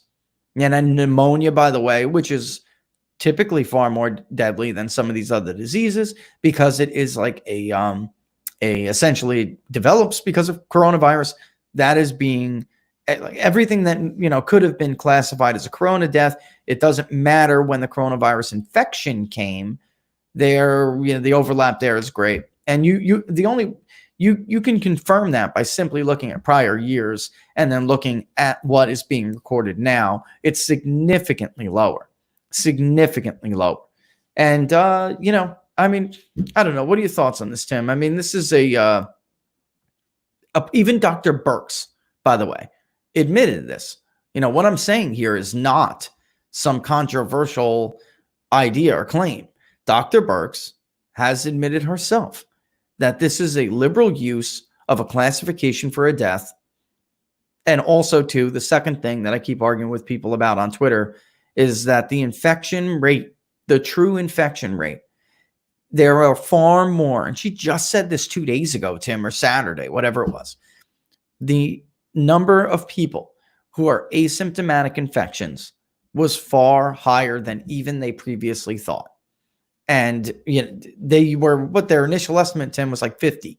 So if she's saying that the newest numbers that they're getting are saying higher than that, then that is going to weigh down the actual infection fatality rate, which is 50 million? 50%. So initially they were saying 50% of people who catch coronavirus are going to be asymptomatic. And she's saying that the serology test, which the great and powerful Oz, Dr. Charles Murray at IHME, said was, the very first one out of LA County, he basically smeared and said was not credible, until 3 other ones came out that were, again, public health county serology testing programs. They're coming out confirming similar rates. Cuomo gives them out now at his press conferences, Tim. Depending where they are in New York, it's 25, 35. They're high. 17% was one of the lowest ones I saw. So Murray was wrong. And that's why Burks is starting to now admit that the number of infected asymptomatic carriers is a lot higher. But but go ahead and finish your thought, because I think that's what we'll find if they really do mass scale serology testing, is that a very large, much larger percentage of people were infected than previously anticipated, which means that the fatality rate will be below 1%. That's right. Right. Exactly right. And you will always find exceptions to those rules. And the media there's a big difference between a case fatality rate and an infection fatality rate. So an IFR, an infection fatality rate, is a truer gauge of how many people are at risk of death as a percentage for how, as compared to the, population that had it as a whole. So when you're talking about the case fatality rate, you're only talking about the number of people that have it because they felt like crap. They got tested at a doctor's office, a hospital, wherever, community-based testing center, and they came back positive. And then you're calculating that by using the number of deaths. So for a while, Tim, it was a lot higher. For a while it was bigger, folks. So unfortunately, people were thinking, the way the media reported it, people were thinking case fatality rate was the same thing as infection in the IFR, the infection fatality rate. That is not true. And when you look at CDC burden estimates for any other virus, they are not going to show you the known case fatality rate. They're going to show you the actual fatality rate. All right. And people have to know the difference between this. So much of the information that came out in the beginning was bad information. I also saw in the comments, the tracking project, they were revised this morning for people who don't know. Right, because I saw that comment yesterday. Yes, it showed 80,000 recorded deaths. They've been now revised down. The first revision this morning was to 60. Then it was upwardly revised again to 62 and change. And the modeling that I'm going to really urge you all to really don't even pay attention to it anymore. These models have been so bad. Yes, now we're looking at a much clearer picture, but the fact of the matter is, these people launched models, scared the hell out of everybody, and they didn't even have enough data to put into these models. The data they took was cherry-picked. It was very selective. We can look at China, but not Japan, like Dr. Fauci said. That is malpractice in my job. All right? Malpractice. That would be like me arbitrarily deciding I'm going to include the Rasmussen reports results, but I'm not going to include ABC because some arbitrary reason I don't like ABC. So, when we ultimately do our projections on who's going to win this thing, I just don't like ABC. So I'm just going to take it out. You can't do that. Or, for instance, if we're looking at trying to project what the vote share will be, and it has been in prior elections, maybe I don't really like the Roper exit polls. Somebody else did something else. It makes more sense to me. And for some reason, I favor it more. So I'm just going to not include Roper. That's not how this crap works, folks. This was always a complete and total. I'm trying to pick and choose my words wisely here, but it's unfortunate because circling back to what I was originally talking about, because these people did this, we neglected the very people that we're trying and supposedly trying to protect. We were supposed to follow the data. The data went in a different direction, and we just kept going. Like inertia. It was like inertia or something. Inertia of thought. Inertia of narrative. And there was no force acting on that inertia to reverse its course. We closed schools. Well, it could be the Petri dish. All right, I get that. And Tim and I have debated this, but actual serology testing comes back. Children don't carry high enough viral loads to infect adults. Yes, I'm sure, again, you will find the exceptions to the rules, but it doesn't matter. We just keep going. Down here, we didn't reopen schools. Our schools are closed. Summer vacation comes a lot sooner. We have hurricane days, very different than some other places in the country. By the time we got to the discussion about what does the data say and should we reopen schools, logistically and practically, it just wasn't 2 weeks possible. from the end of the year, or a week from the end of the year, anyways. I mean, and I know because my wife was involved with those discussions. I mean, logistically and practically, Tim, we talking about food service alone. It takes weeks to prep what the kids are going to eat, and it just wasn't feasible anymore. But now we're going to circle back to the fall, and there will be governors who don't want to send their children to back into school. They're going to try, and if they do, things will be different. Which, you know what, Tim? Honestly, we all could deal with a little bit better hygiene and smarter health practices. I am not at all opposed to that. My wife will tell everybody, I am a bit of a germaphobe. I'm like the president. Only I shake hands. I'll shake somebody's hands, but I do wash my hands a lot. I wash my face a lot. It's just, I do that during the day quite a bit. Right. So, somebody's talking about classroom pods. That's something that they're going to have to deal with. God willing, my house will be done very soon and my family will be moving. But, by the time, I know in this district, by the time school comes back around, there was one school that was closing, Tim. And then those kids were being moved and shuffled into pods in another campus. I can only imagine they're going to have to rethink that. I can't, but there are people out there who are seriously worried that kids won't be able to go to camps come the fall. Their state may not open up. I mean, look, I don't know what to tell you folks. My family left New York a long time ago, and we were talking about that before.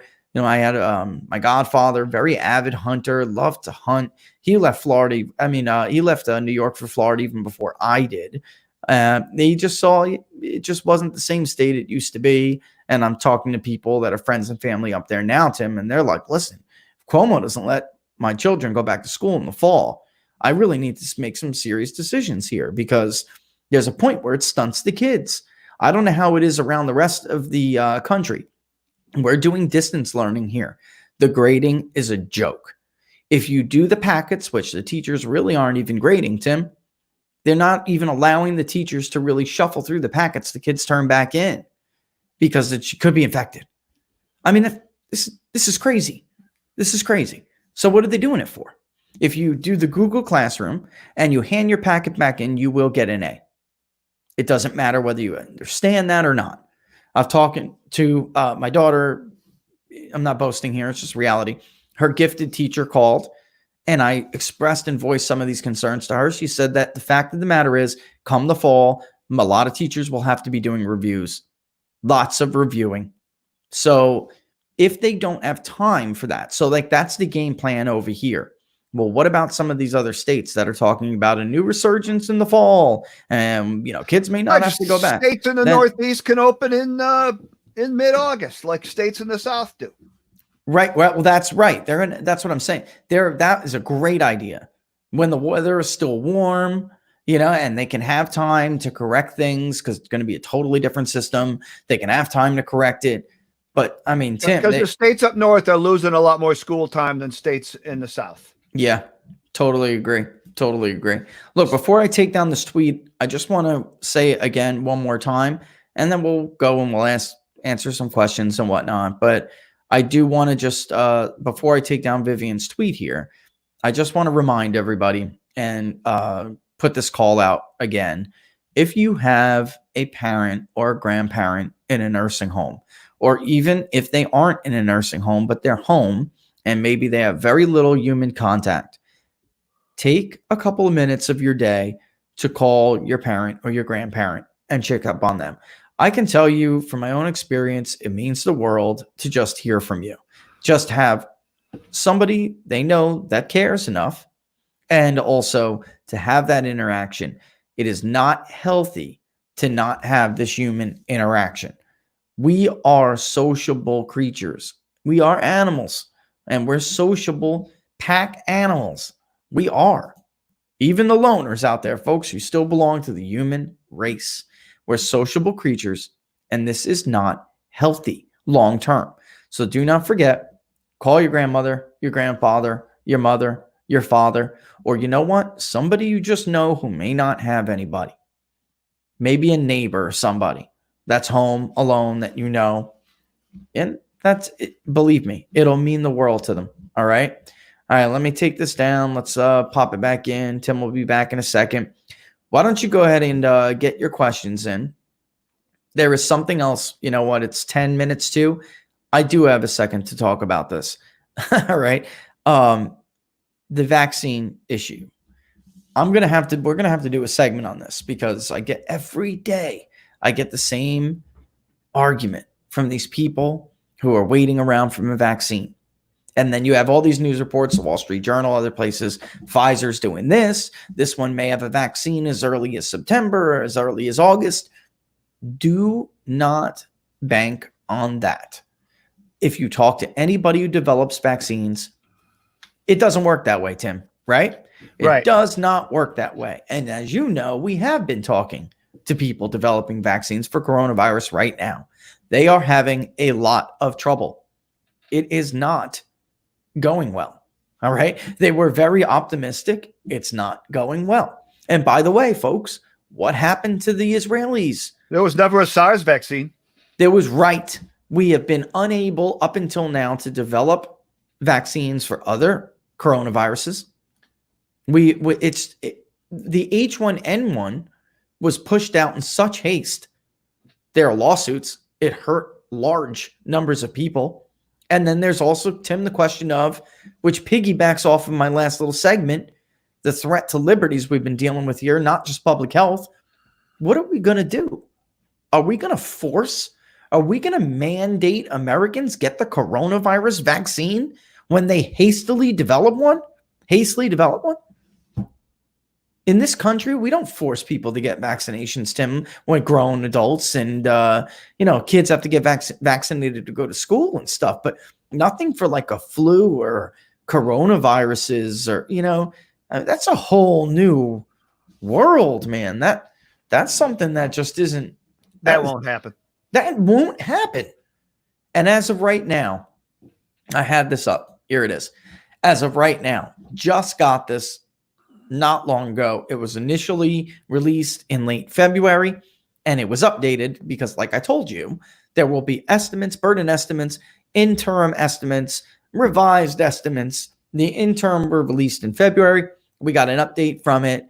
This is the 2019 to 2020 flu season, Tim. Okay. It is overall the vaccine effectiveness against any influenza virus associated with medically attended ARI was 45%.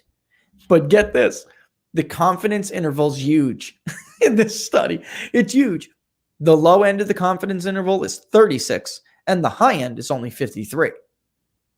So we're really talking about like people are hinging they're hanging their hopes on what is a ridiculous timetable that's unrealistic. And anybody in this community will tell you it is unrealistic. They're hanging their hopes on an unrealistic timetable and a vaccine that may or may not even be particularly effective. Because most times they're not, folks. They're not 100%. That is just with seasonal viruses. That is just reality. That is look, don't take my word for it. Go to the CDC and look up the damn burden estimates yourself. They are not 100% effective. And in 2009, Tim, that swine flu vaccine hurt a lot of people. Right. Hurt a lot of people. Right. Look, somebody's saying it right now. Vaccines can take 20 years. It took 5 years to get a vaccination for Ebola. They basically put the U.S. military's A team on that thing. And it took 5 years. 5 years. And by the way, that's not 100% effective either. Nothing is. Nothing is. So I just don't know what their end game is, right? Is this a real intellectual argument? It's not. Stop for a second and think and listen to that's what I would tell these people. Stop and listen to yourself. This is not realistic. You're going to get an effective treatment for it, and that's going to take care of, that's going to be 95% effective unless people get it and are undetected for a long period of time, and they have other ailments that complicate the infection. I think somebody's right too. I think she's right. I think the mumps, the fastest was 3 years. I think that's like the record. or something, right? And I think maybe even two, it was Fauci brought that up, and then it was weeks ago, and then I looked into it. I think it was the fastest one was 3 years. We still don't have a vaccine for the virus that causes AIDS. I mean, there's just so much out there. To hinge your hope on something like this, it's nonsense. We should be looking at cheap, scalable, safe treatments. And remdesivir made it through. That's an expensive drug, though, which I find funny. Remdesivir is expensive. Hydroxychloroquine is not. I guess everyone's going to have different options. They're going to have to talk about that with their doctor, but that should be the goal right now, Tim. I mean, and then early treatment, because same thing with remdesivir, it does shorten the recovery times, but by the time you're like knocking on death's door and you have to be intubated, there's like nothing that's going to help you at that point. You know what I mean?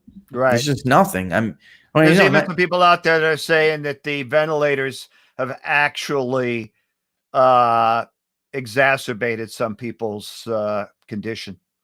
That's right. And the longer you're on it, the worse of a chance, less of a chance you have of recovery. So it's like that should be the least. And for a while, that was the problem with a lot of like Cuomo and a lot of other strategies. They were like focused on the ventilators. Well, that's like focusing on a death count then. Right. We're not in preventive or treatment.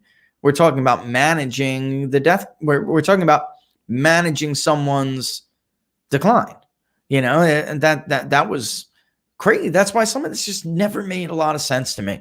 And somebody else is bringing up herd immunity.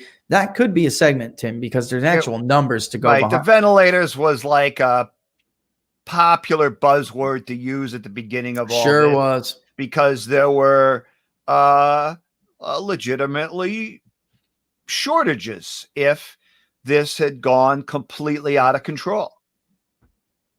And it's a real shame. Look at this. I hope she doesn't mind me putting it up. For everybody who does comment, sometimes I'll play. If I think you got a great comment, I'll put it up on the screen. I hope you don't mind. But, I do online classes for a degree, and it's a joke. Haven't really learned much. I learn by hands-on, not by regurgitating info. That's another problem. Everybody who knows anything about education will tell you that there are different kinds of learners out there. Right. Not everybody is going to be able to learn like this. And I'll tell you right now, my son's very smart. He feels robbed. He's got, straight A's. He does feel robbed. He had, been able to earn like a trip at the end of the year that they would have been able to do. That's canceled.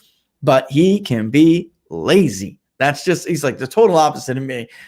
If there's something like this, like distance learning, you can catch him sleeping. And you really got to, not sleeping, like figuratively, I'm talking about. You really got to force them to do it. Some people like Melissa are hands-on. They can't, it just doesn't work like this for them. And then the grading is a joke. It's just a joke, Tim. You hand it in, they're not even really grading it. They're not really. I mean, she told me they're not grading it. I mean, it's just a disservice. And I mean, the Chinese have effectively stunted our children's education, and we let them. I think, and we're so close to the end here. I think we're going to end this pretty much soon, but I think that this thing, kind of like the Russia collusion thing, has really shown that this country can really get tossed up easy. Like we can be divided easy. We can be thrown into a panic easy. We're very predictable. If you look at that intelligence report from the Five Eyes that came out, I really wanted to get to that today, but it was so in depth. The intelligence report says, that the Chinese made decisions knowing that the media would lie for them, like flatly knowing that Western media would help with this narrative. I think that's an incredible thing to digest, mentally. And then the same thing with the Russia story, Tim. If you really wanted to turn this country inside out and divide us, and you're trying to predict how one of the parties is going to act and how the media is going to act, was it not very easy to toss us upside down? I mean, really, in the end of that story, the ones who were calling people puppets of Putin's puppets, were in fact the ones really doing the bidding. It's crazy. And what I'm worried about here is how easy it is to divide us. Now, because I think it's a lot of it has to do with our hyperpartisanship, but then a lot of it too is just how we digest information. Now, as Americans, I mean, everyone's a Twitter expert overnight. Everyone like overnight they got a degree from Twitter on the new topic du jour, and it's not good. We really have to figure this out, because if I was a foreign leader, it would not be hard to rip us up and down, man. It wouldn't. I didn't do my spiel the whole time, so let me do this spiel here, okay? All right, so if you're watching on YouTube, folks, don't forget to subscribe. All right, we're trying to hit that milestone. And Facebook Live viewers, don't forget to like the page, People's Pundit Daily. If you do with both or either, then it will let you know right before we go live, which is 10 a.m. Eastern Standard Time, Monday through Friday. Ultimately, the best way to support the show is to subscribe to People's Pundit Daily. You can do so by going to peoplespunditdaily.com, checking out the digital subscriptions, or you could just take the short link, which is ppdnews.us/subscribe. ppdnews.us/subscribe. And just to take a quick couple of seconds to tell you guys, those of you who have done so because you have, to thank you for it, and share the channel with your friends and family. Get us to that next milestone. So you guys can follow me on Twitter at peoples_pundit.